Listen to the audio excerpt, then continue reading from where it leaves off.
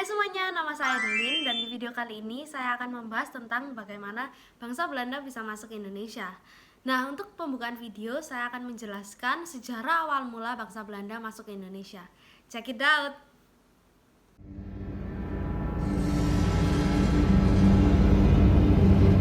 Awalnya Belanda berdagang dan membeli rempah-rempah di Lisbon, yang tak lain merupakan ibu kota dari negara Portugis, dan Belanda merupakan negara jajahan dari negara Spanyol.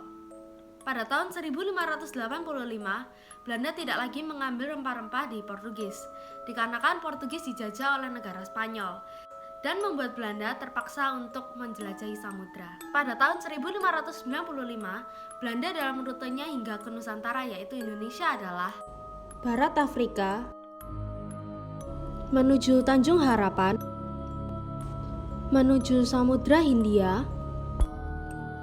menuju Selat Sunda, dan akhirnya menuju Banten, yang membawa 4 kapal yang dipimpin oleh Cornelis de Houtman. Sesampainya di Indonesia, tepatnya di Banten, yang pada saat itu Banten di bawah pemerintahan Maulana Muhammad. Saat itu rombongan Cornelis de Houtman diusir oleh masyarakat Banten karena sikapnya yang kurang menyenangkan. Dan akhirnya orang-orang Belanda meneruskan perjalanannya ke timur, tepatnya Bali. Tidak sampai di situ, rombongan kedua yang berkebangsaan Belanda pun masuk ke Indonesia, yang dipimpin oleh Jacob van Eyck dan Van Werwijk. Pada tahun 1958 yang membawa 8 kapal pengangkut rempah-rempah. Pada saat yang bersamaan, Banten dan Portugis sedang mengalami konflik, dan bangsa Belanda pun pandai dalam mengambil hati para penguasa. Sehingga Belanda diizinkan untuk mengambil rempah-rempah seperti lada dan dikirim ke bangsanya. Sedangkan ketiga kapalnya tersebut berlayar ke Maluku untuk menguras rempah-rempah Nusantara. Nah, apakah kalian pernah bertanya-tanya tentang mengapa Belanda harus jauh-jauh ke Indonesia untuk mengambil rempah-rempah? Lalu, apakah Belanda tidak bisa menumbuhkan rempah-rempah di negaranya sendiri? Saya akan menjelaskan pertanyaan-pertanyaan tersebut secara geografis. Bisa kita lihat, bioma di Indonesia sangatlah banyak. Dan dari itulah muncul berbagai karakteristik bioma yang cukup banyak, sehingga banyak flora dan fauna yang ditemukan di Indonesia. Faktor terbentuknya bioma adalah iklim, posisi geografis, curah hujannya, dan intensitas cahaya yang terdapat. Karena Indonesia letaknya juga strategis, membuat Indonesia mampu memberikan fasilitas hidup bagi bioma-bioma tersebut. Dan dengan faktor-faktor tersebut juga, bioma dapat memenuhi keberlangsungan kehidupan dan pertumbuhan fauna. Fauna memberi makan bagi flora melalui sisa bakteri, lalu flora memberi makan fauna yang memakan tumbuhan. Dan flora dan fauna berfungsi untuk memelihara alam. Tanpa adanya flora dan fauna, tidak akan ada yang namanya rempah-rempah. Nah, apakah Belanda tidak bisa menumbuhkan rempah-rempah di negaranya sendiri? Tentu tidak bisa. Bioma Indonesia dan bioma Belanda sangatlah berbeda, yang mengakibatkan jarangnya ditemukan flora dan fauna di Belanda. Salah satu contoh flora dan fauna sangat banyak di Indonesia bisa dibuktikan dengan teori biogeografi Wallace, yang membagi letak flora dan fauna menjadi 6 zona. Zona nearktik, zona neotropik, zona Etiapian, zona palearktik, zona oriental, dan zona australis. Nah, inilah awal mula Belanda bisa masuk ke Indonesia dan mengenal Nusantara sebagai negara yang kaya akan alamnya, terutama rempah-rempahnya.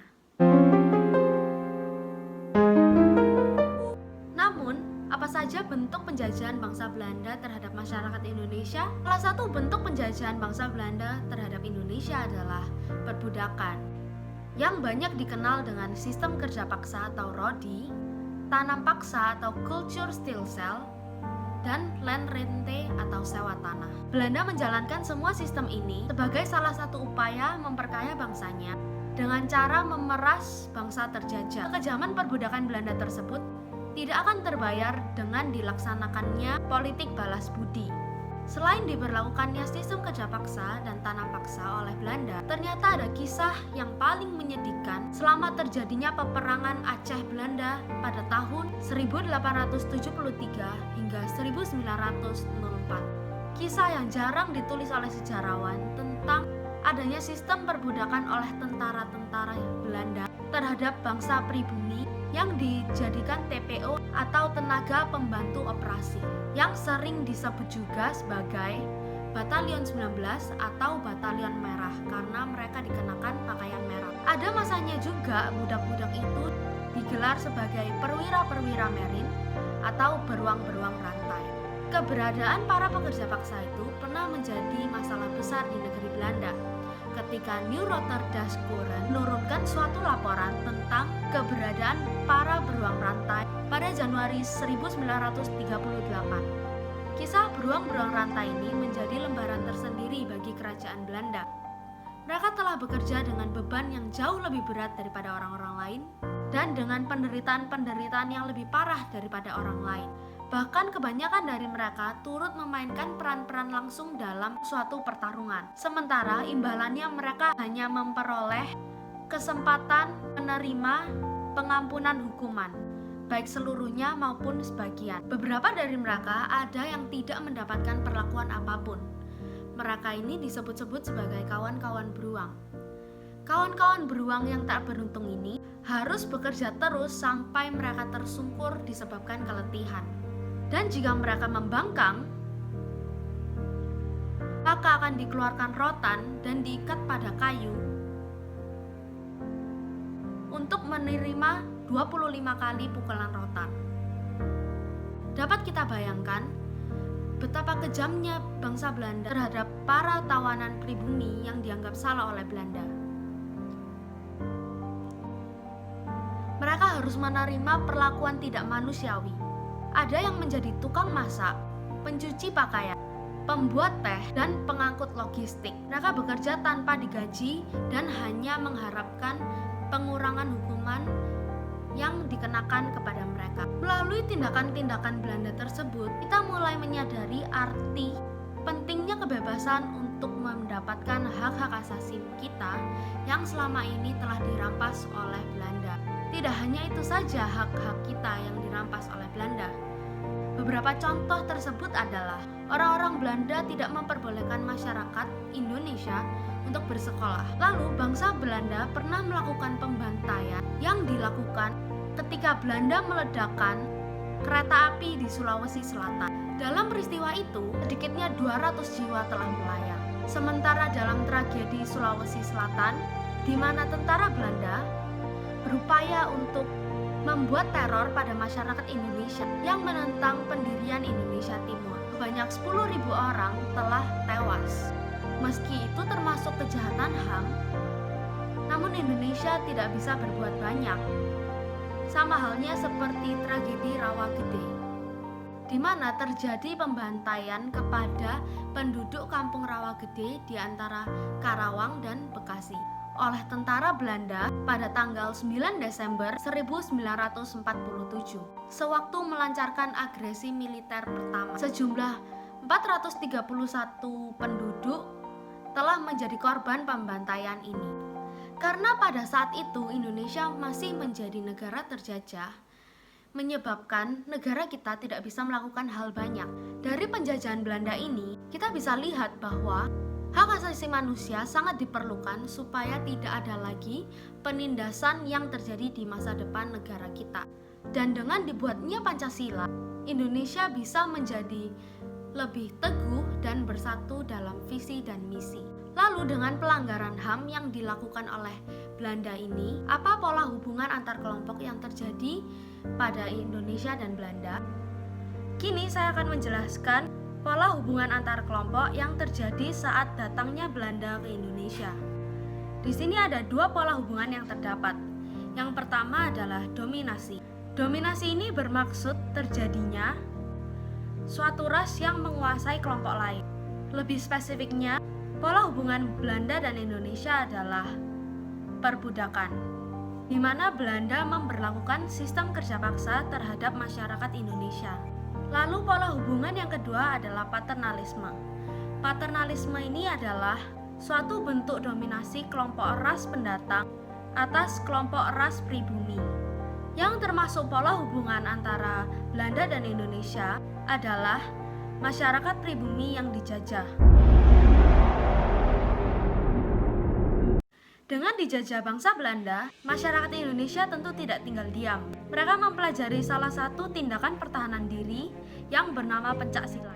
Pada masa penjajahan Belanda, perkembangan pencaksilat sangat ditentang dan dilarang oleh pihak Belanda karena dianggap berbahaya untuk keberlangsungan penjajahannya di Nusantara.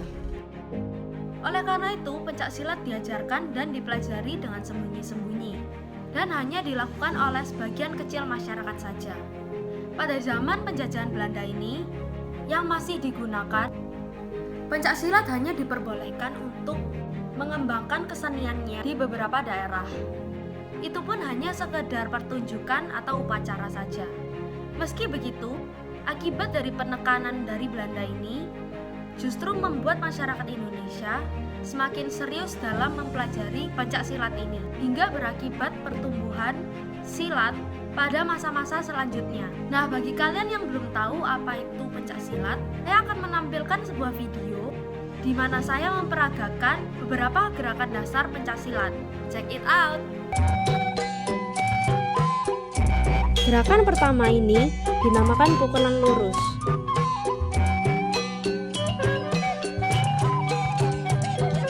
Gerakan kedua ini dinamakan pukulan berayun.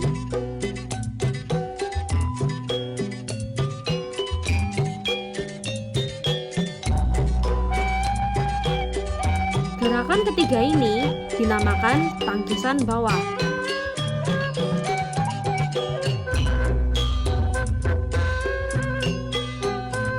Dan yang terakhir adalah tangkisan atas.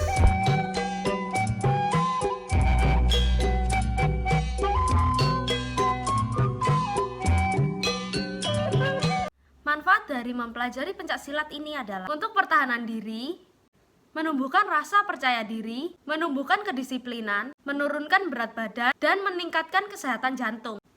Nah, sekian penjelasan dari saya. Semoga teman-teman bisa petik sebuah pelajaran dari video ini. Maaf apabila ada perkataan saya yang menyinggung hati. Saya Aidelin izin pamit. Anak kecil duduk menyila, bunga mawar jatuh ke kali. Sekian dari saya, sampai jumpa kembali.